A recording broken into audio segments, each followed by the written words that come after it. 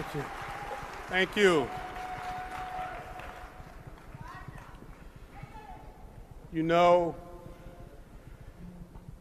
you don't appreciate family until something happened. And on yesterday, my daughter was in an accident, second time in a month where she had a concussion. And so if I appear to be somewhat distracted, I was a nervous wreck last night. So much so my wife put me out the bed because I wouldn't let her go to sleep because I wouldn't stop moving. But we are here this morning for a reason.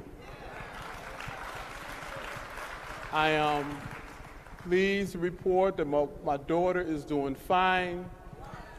She's at the hotel with my mother, but I'm also a blessed man to have a wife like Letitia who put up with me, and I would like for her to stand up at this time, and please give her a hand.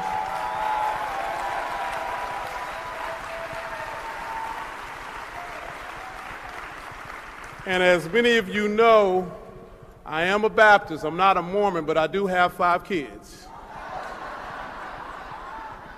Tell the joke that when I met my wife on campus, I was slightly older. I was on that long-term plan Willie Gary was talking about in terms of finishing school.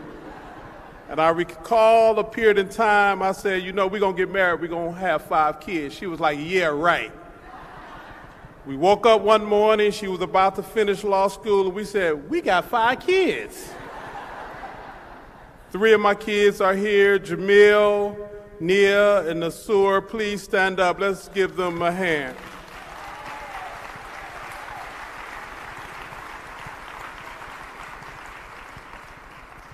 It's important for me to acknowledge my family because when I took on this awesome responsibility, I knew it would be a lot. I did not know the level of sacrifice one must give in terms of being present for family.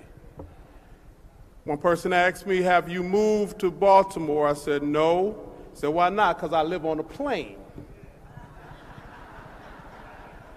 And the reality for this position, it requires one to constantly be on the move, especially during a time like this.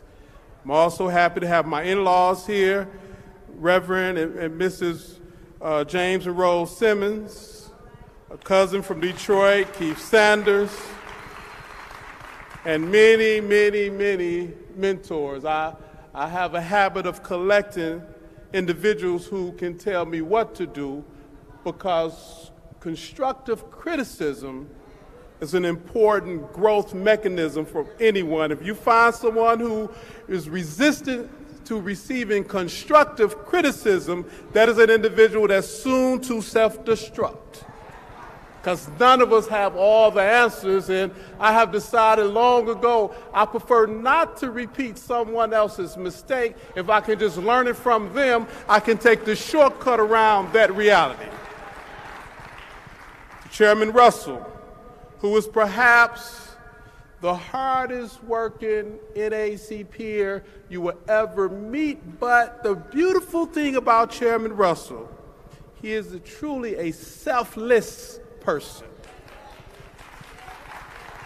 Titles, it's irrelevant.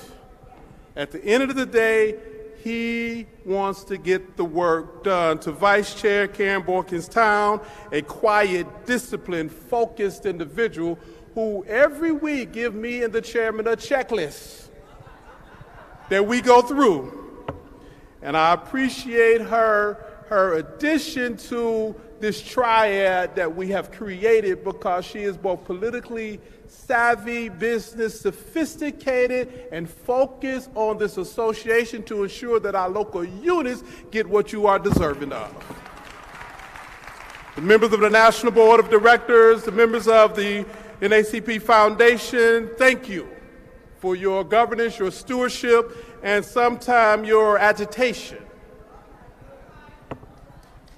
You know, oftentimes I get this question, is the NAACP board too large? Unlike some of my predecessors, I say no. So we have a representative body. And if we're not able to defend who we are, what makes us unique, what makes us the leading civil rights organization in the nation, none of us should sit in the seats we sit in.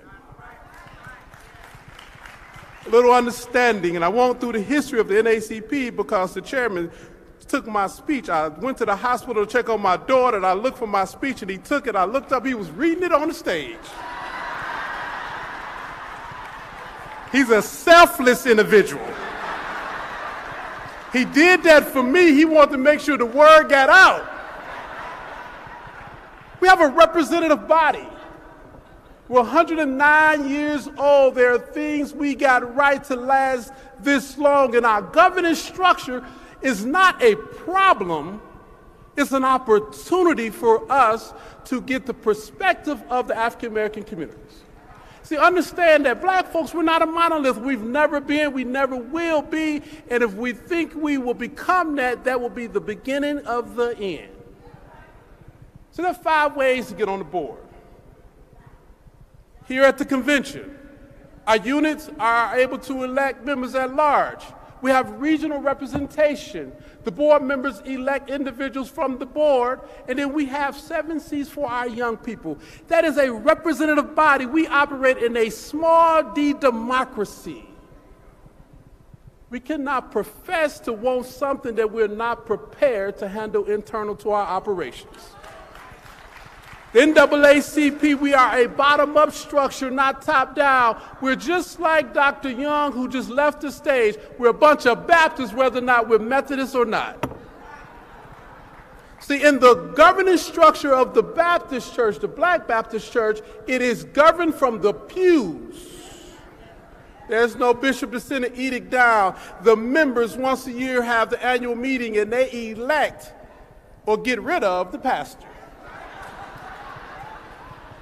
But bottom-up structure.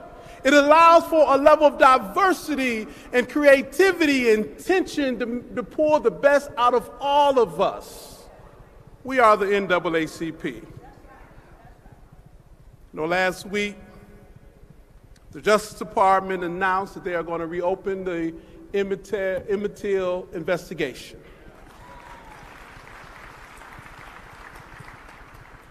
Dr. Young, he neglected to say he's from the Delta.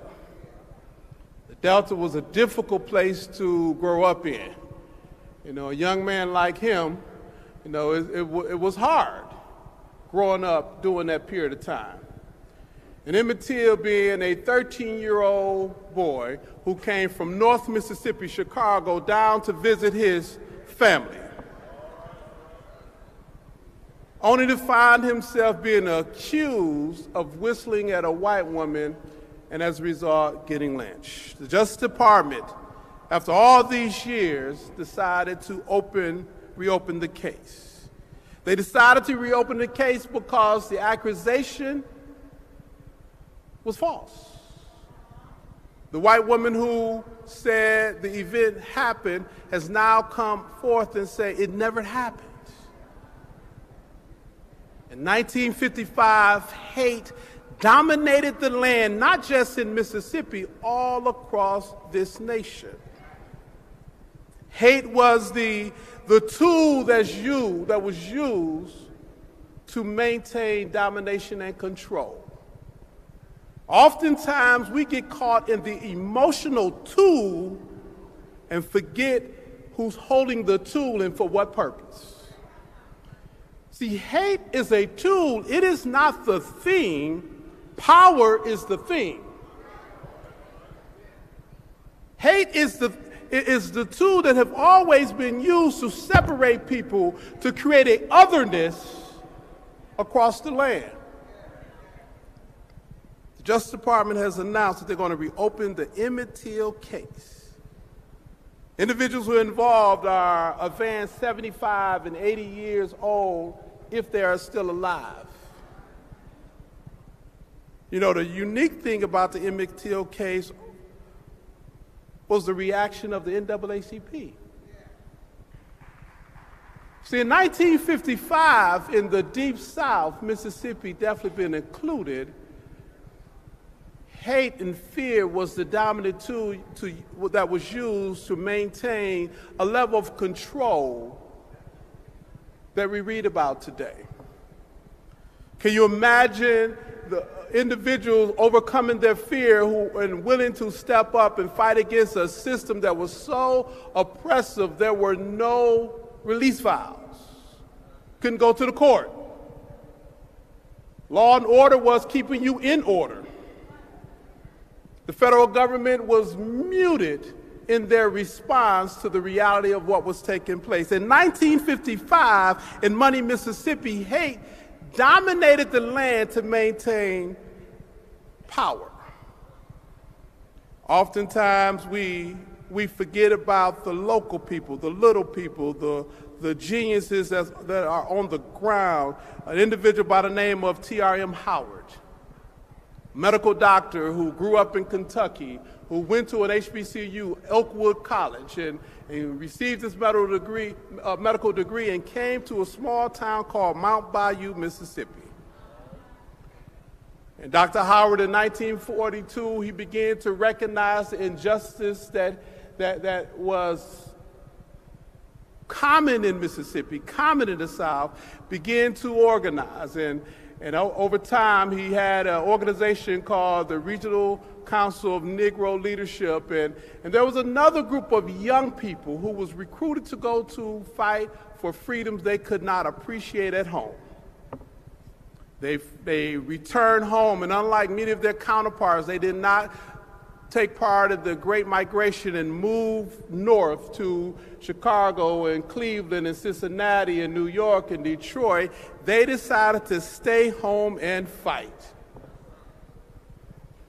They were like many other people across the South, like Harry T. Moore, like many other people, like E.D. Nixon, like many other people who decided that they were not going to allow hate to run them away from protecting their people.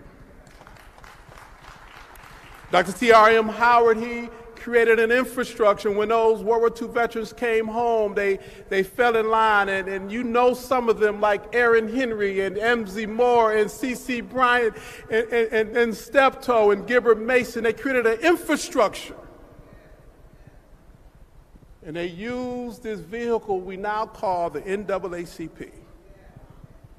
And when the incident with Medgar Evers, when Emmett Till took place, Dr. Howard assigned one of his insurance agents to go investigate the case. His name was Medgar Evers. And as Medgar Evers, then field secretary of the NAACP, began to go onto the plantations and interview sharecroppers to find out what took place, he would get the information and take it to the nearest railroad station where the Pullman porters would get the information and take it up to Chicago so the Chicago Defender can report the news. In the midst of all of that, Emmett Till's mother decided that her child, who was beat so badly, the world should see what they did to her child, and she decided to keep the casket open. And as a result of that funeral and that open casket, people began to tweet what had taken place. We had Twitter in 1955. They called it Jet Magazine.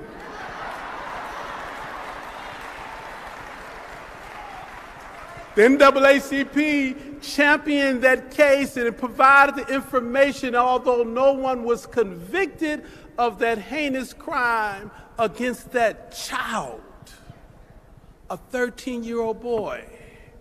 But it motivated something in 13-year-olds all across the country, because what Dr. Howard created through that infrastructure that was building on the back of Ida B. Wells, that was building through the secret society of a Prince Hall Mason that was being developed to protect our communities, those World War II veterans who were not nonviolent. Let's be clear, this nonviolent stuff will get you killed. Hartman Turnbull was known to have a gun everywhere he went. Aaron Henry act like he didn't have a gun, but James Figgs always had a gun everywhere he went. Amzie Moore had more shotguns at his gas station in his house than one could count because they understood that they were in a fight for their lives.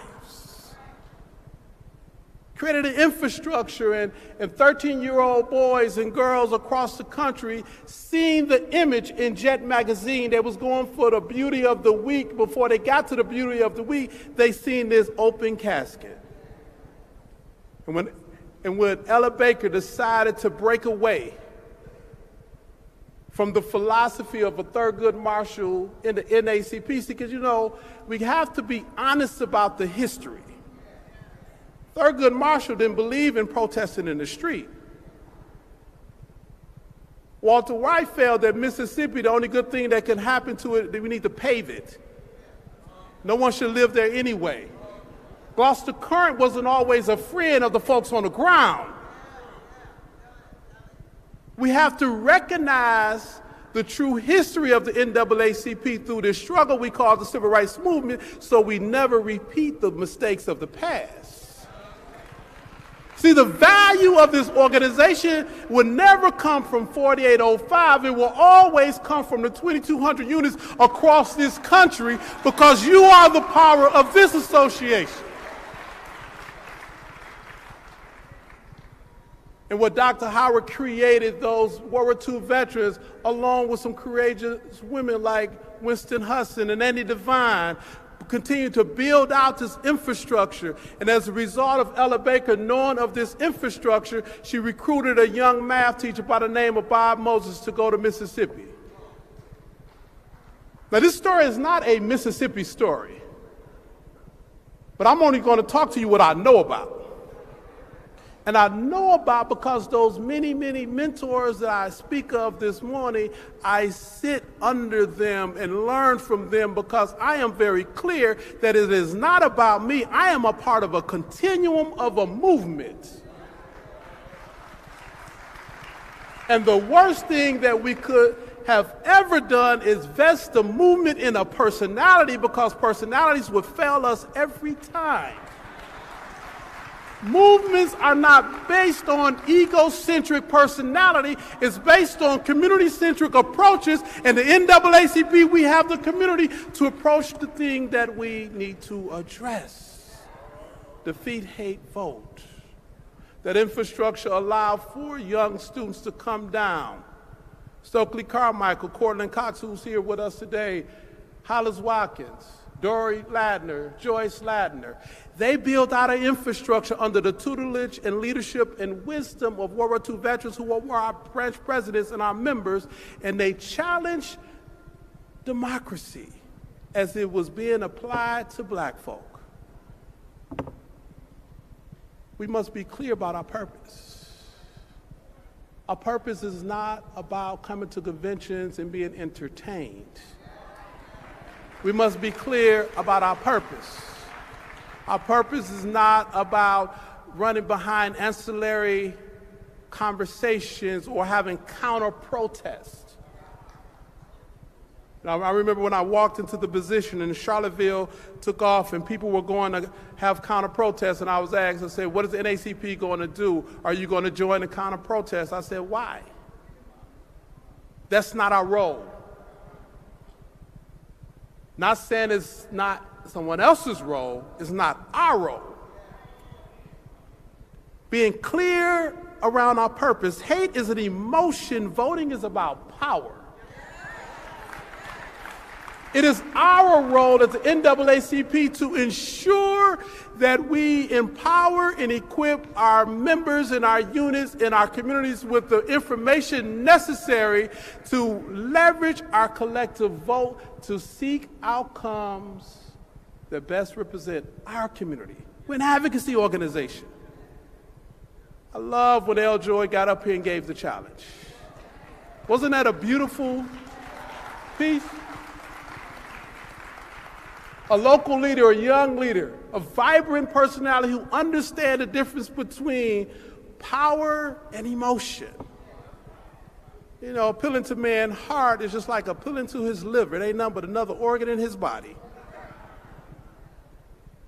And we would never change one's heart, but we can hold them accountable to a rule of law that provides equal protection for everyone. Our purpose is to impact the formation of public policy so that our children can pursue a future that we would want them to have.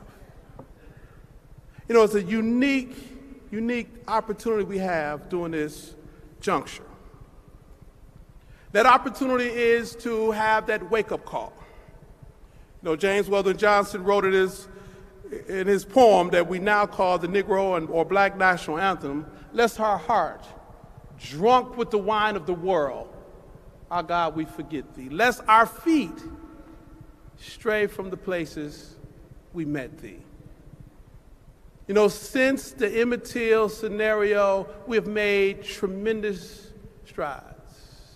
Those young people who partnered with those World War II veterans under the tutelage of Dr. Howard, they created a space where Fannie Lou Hamer her voice could be lifted up, and we integrated a political party that was creating barriers for our participation, opening up a way that President Obama could be President Obama. We oftentimes celebrate Martin Luther King, and we forget about the Fannie Lou Hamers. So if you understand the history of what took place when Fannie Lou Hamer was advocating for fair representation and to follow the law, King was trying to get them to take a deal that they were not going to take.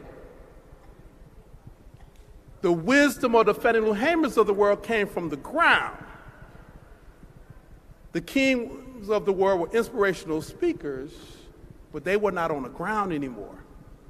And one of the things we must do as NAACP, we must move away from social justice celebrities.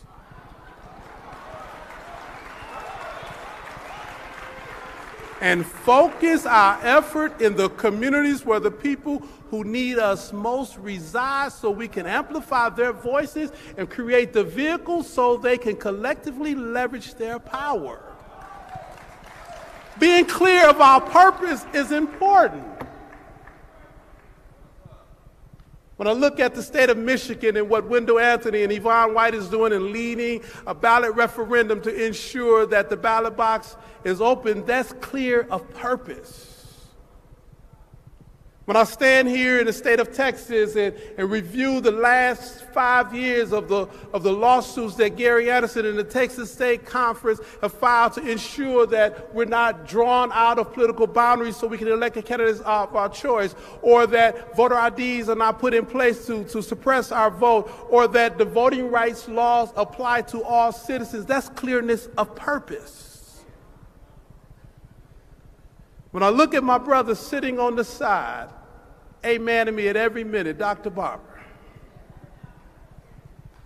building a movement out of the North Carolina State Conference that's national and international in scope to bring the question of equity in our system to bear so that poverty is not a norm, but it should be an outlier. That's clearness of purpose. And someone say, well, are you supporting the Poor People Campaign and Dr. Barber? Yes, we're supporting the Poor People Campaign and Dr. Barber. The Poor People Campaign and Dr. Barber is NAACP, and let us never forget that. It don't take a vote on the floor to say we support what's right. It doesn't take a vote among the board to support what is already a part of what we do. Clearness of purpose is not for us to get in public debates with 45, because I was told a long time ago, a fool and a wise man from afar in an argument, you can't tell the difference.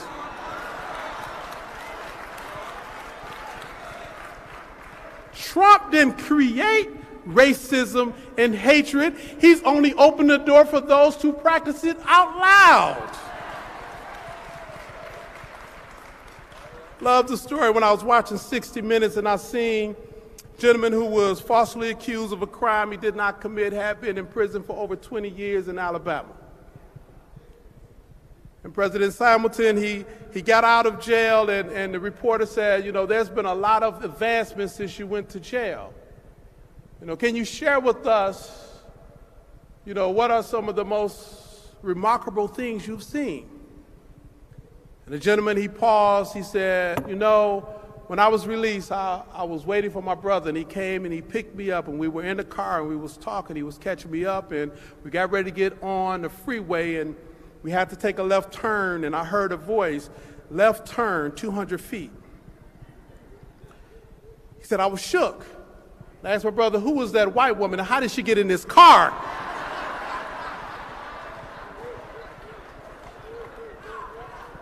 He had never seen or heard of a GPS or a cell phone, but it was there all the time as soon as he got in the car. We cannot act as if racial hatred just started because Trump is in office. It's been there all the time. The only difference between now and whenever is because we were successful in beating back the normalcy of the practice of hate in the public square. See, the success of the NAACP is the fight that we put forward, and any time we fight, we win. The problem is we don't fight enough. The problem is we're not focused on the fight that we're taking on. The problem is that we're fighting each other too much. The problem is the fight is there for us to engage in, and we must do that now.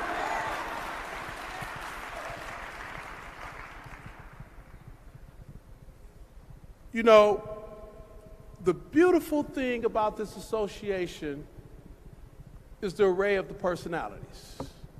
And as I look across this room, I see individuals representing over 42 states out of the 50 states.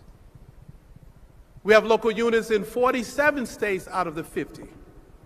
I met a brother 2 nights ago from Anchorage, Alaska, who said, we may need you to come up there.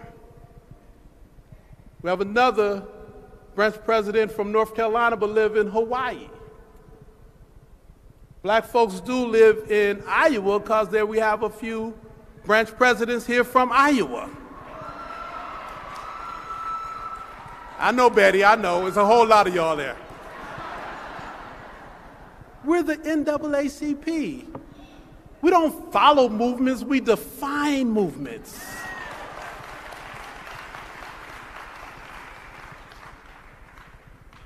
The chair and I, we started on this voyage of reimagining.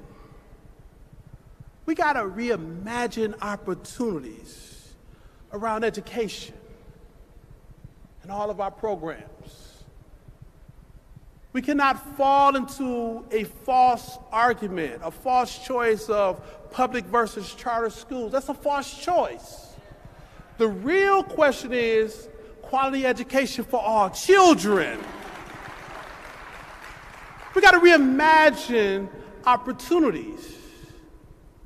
We no longer need to debate whether or not environmental justice is a civil rights issue when black folks are being poisoned in East Chicago, Illinois, or Indiana.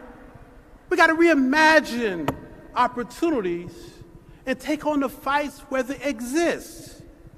We got to reimagine justice. We can't chase behind the argument of mass incarceration. We need to figure out who's throwing the babies in the river and unelect some district attorneys to make sure our children are thrown away. We got to reimagine how we look at voting rights. You close your eyes and go back 20 years, the same conversations we're having around voting rights, almost the same conversations we're having now. And when the individuals came up with the concept of the Voting Rights Act, it was great for those 50 years. And we need to continue to fight for it. However, they've already crippled one leg of the three-leg stool, Section 5. Section 2 is next, and the whole act will fall. What if we reimagine justice this way? Complete elimination of voter registration. What if we reimagine it this way? Compulsory voting, like 200 countries across this country currently practice, where it is a requirement for people to vote, not a chore. 96% of individuals in Australia vote. compulsory voting. 93 of citizens in Germany vote, compulsory voting. 92% of Canadians vote, compulsory voting. We are doing well if 70% of the population vote. And that's doing presidential elections. We got to reimagine the conversation around wellness. We got to reimagine the responsibility around our vote. Because if we cast our vote, there are some folks who get elected as a result of our vote who should be accountable to our community, and it's not a transactional relationship, it's an ongoing dialogue. Now, we have a Supreme Court nominee who the Senate is considering. And I made it very clear to the leader of one of the parties that this is a non-negotiable reality for us. That if there is a single member of the United States Senate who rely on black votes, if they betray us on this issue, it should be the NAACP job to deny them of every black vote they ever would get. See, the power of the Supreme Court is one in which is a lifetime appointment. The impact of the Supreme Court will be felt for the next 30 to 50 years. Elections have consequences, and now we're living in the midst of the consequence. We got to reimagine what we're going to do over the next 5 years. Midterm election. Presidential election is a high water mark. We have units almost in every community across this nation. High water mark for us, the presidential, we turn out. Midterm election, we don't. We have to increase turnout. But it's a responsibility of the national staff to equip you with the tools to do so. So as we look forward, Jamal Watkins will be reaching out to you because that's important. And we know what the data is. We know who you are. We know where you live. And it's our job to get you out to the polls. For our units, we make it too difficult for you to do your job. We've cleared up the backlog of the membership. The next step is to give you a portal where you can communicate with us so you're not calling a phone that's not being answered.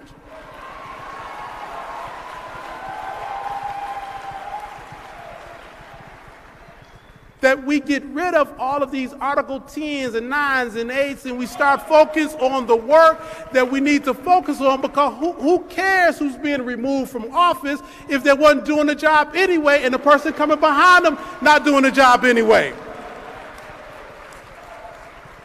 Our fight is no different than any other fight we've taken on. It's about democracy. Defeating hate is crucial to remove that tool so we can get to the question of power. I'm going to close with this because I know I'm boring y'all to death. I am not Leon Russell. He took my speech last night. A reminder for me anytime I stand in front of an audience, and some of you have heard this story before, is my own personal story. Growing up in Detroit, Michigan, on 23rd Street, the house still standing there. It's kind of leaning a little bit, but it's still there. Single parent. I didn't know no difference. In fact, had my father showed up, I'd have told him going away because I got it good. I don't need you. But if y'all see him, tell him I said hello. Blessed by all measures, the poor little rich kid in the community. Where others may not have had, I actually had, and when I didn't have, I had a plethora of people I can call on to get. Folks who cook good food, I ain't want it, so they go give me McDonald's. I was spoiled. Graduated from high school with a 1.8 GPA. I had a ball.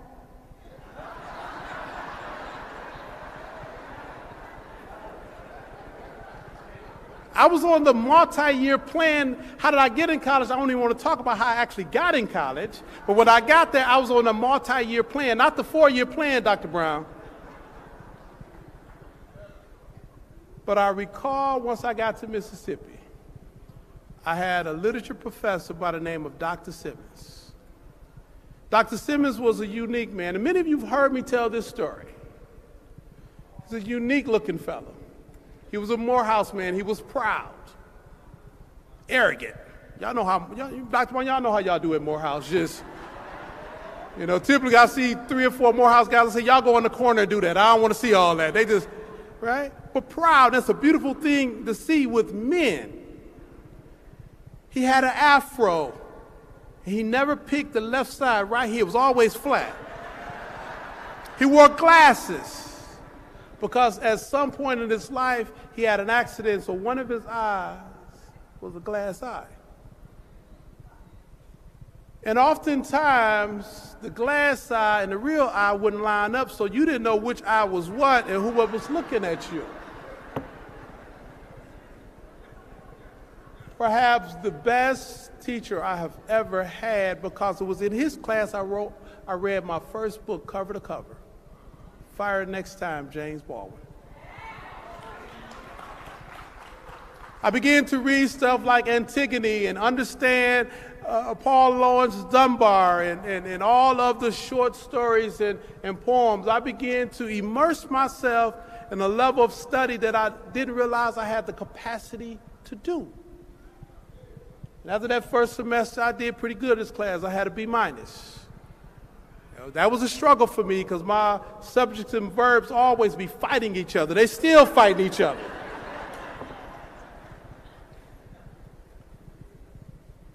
I was proud of myself.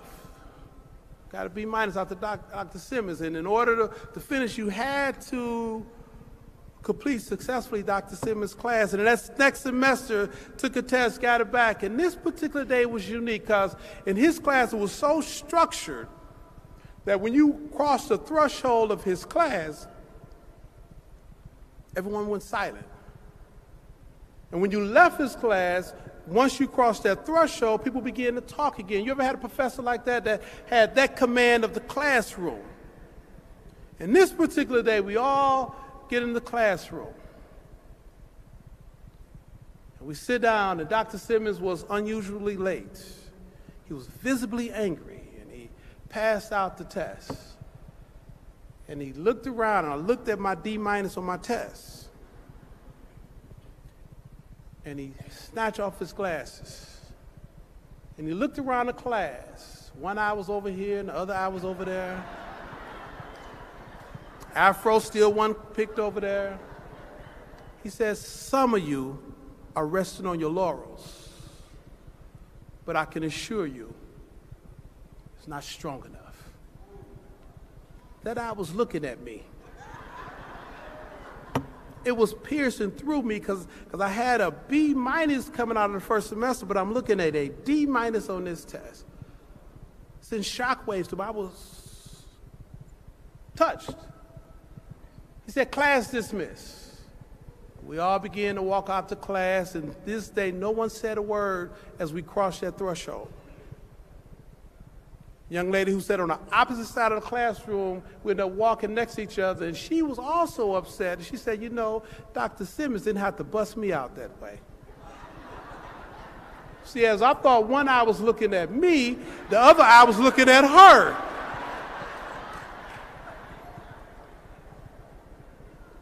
And truth be told, he was talking to all of us.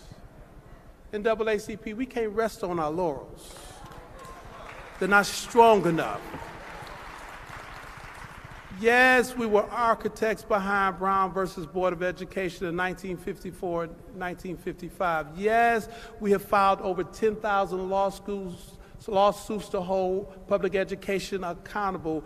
Yes, we have filed over 20,000 lawsuits to address issues around voting rights. Yes, we have marched in the streets to hold governments accountable. Yes, we have leveraged our votes to get people in office. Yes, we celebrated the election of President Obama. Yes, we've done all those things, but we cannot rest on our laurels. They're not strong enough. The reward for good work is more work. And we got work to do.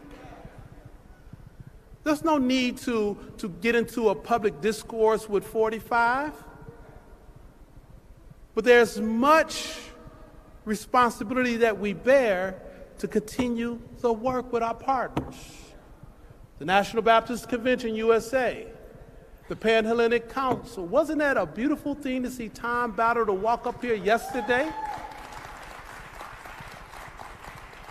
And all of our organizations, we don't have time to be in competition with any other civil rights personalities or organizations. We don't have time to have internal branch fights. We don't have time for any of that because we cannot rest on our laurels. They're not strong enough.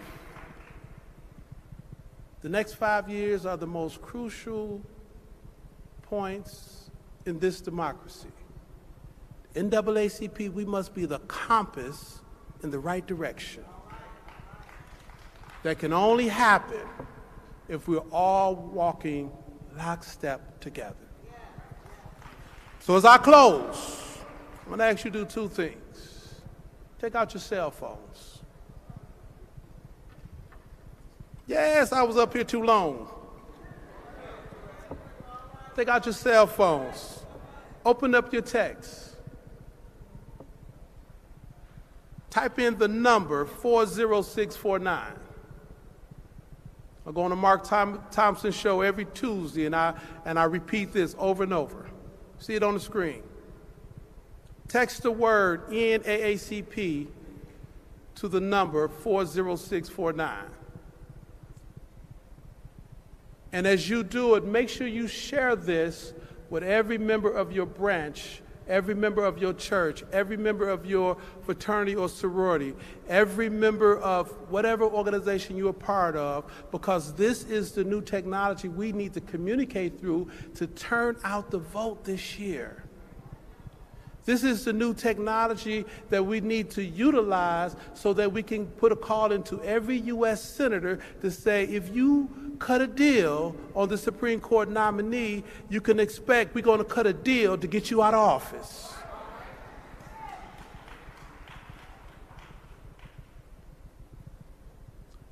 Second thing, I want all of us to leave this hall today with the pledge that we're going to do all we can to make this association what it needs to be. And that pledge would include that as you have your branch elections this year, if you lose, take the loss and keep working. That pledge would include if you're called upon to give what you can, give it, and don't worry about the credit. That pledge includes making sure you serve as a mentor to some young people the same way Dr. Howard served as mentors to those men and women I mentioned. And I'm not talking about young people under the age of 25. I'm talking about all of our young people. We are aging fast, and we need to replenish now. We're the NAACP, and in many ways, we are all we got. But what we got is enough to defeat hate if we simply vote. Peace and power. Good? Thank you.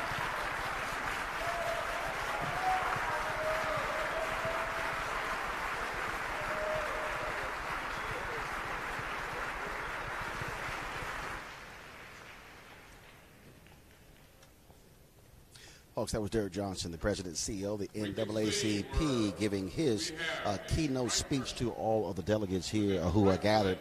Some 5,000 delegates are here. More than a couple of thousand other folks are here as well. Derrick Johnson, of course, a longtime leader of the Mississippi State Conference of the NAACP, took over when the board chose not to renew the contract of Cornell Brooks, who was president and CEO. He was initially made the interim president of the NAACP, and then eventually the board chose to make him the actual permanent president and CEO.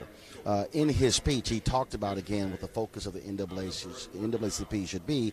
And one of the things, if you heard towards the end, where he said they are about challenging that if any person who votes for Brett Kavanaugh for the Supreme Court, the NAACP will ensure they don't get black votes. That is a challenge to folks like Joe Manchin in West Virginia, as a challenge to folks like Doug Jones in Alabama. And so that is Derrick Johnson, again, laying it out in terms of exactly where the NAACP stands when it comes to the appointment of Brett Kavanaugh. And so a lengthy speech. Again, as you heard him say, he said, look, it wasn't about rah-rah. He said, Chairman Leon Russell took some of his speech last night. But again, really, Derrick Johnson laying out the agenda, the focus of the NAACP going towards the midterm elections this year, then, of course, presidential election in 2020.